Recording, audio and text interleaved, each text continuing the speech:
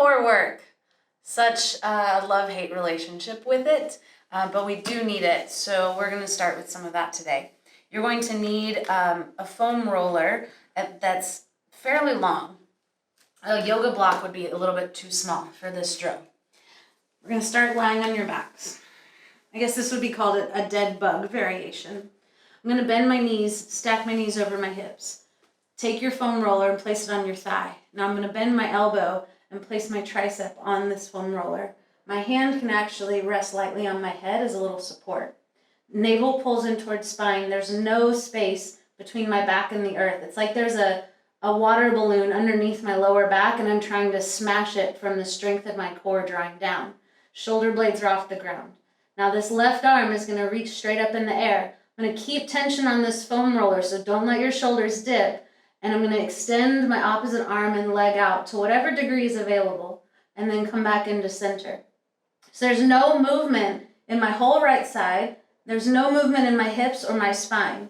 Over time, what wants to happen is you want to end up in this place where my shoulders are more on the floor and my knee is past my hip. So then it's just hip flexion.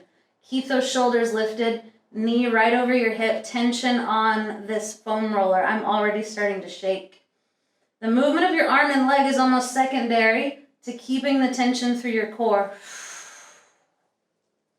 Woo, and then we'll rest before we switch sides. Bend your knees 90 degrees. Block goes on your, not a block, this is the foam roller, on your left thigh. Left elbow comes onto the foam roller. I'm going to take my right arm straight. Now knees are not going to come past my hips. I'm going to inhale and extend. Exhale and curl in. Keep tension on the foam roller. Keep pulling your shoulders up. Even though I know what this drill is, my shoulders want to sag as well. No change in your spine. So if that means your leg and your arm stop here in this position, because when you go further, you let your low back come up, then that's where you pause.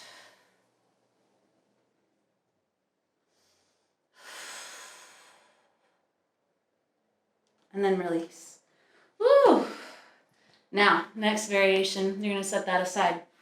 Reach both arms up. Bend your knees to 90 degrees. Curl your shoulders up. So the position from my shoulders to my hips and my knees has not actually changed. But here I'm going to try to move both legs at the same time. And then come back in. Now I'm not going very far because the work is to brace my core. I'm trying to keep my low back pressed into the earth. Tailbone is curled up. The moment you extend your legs and you feel your hip flexors grip, you went a little too far and it became a hip flexor drill. And then rest when you need to rest.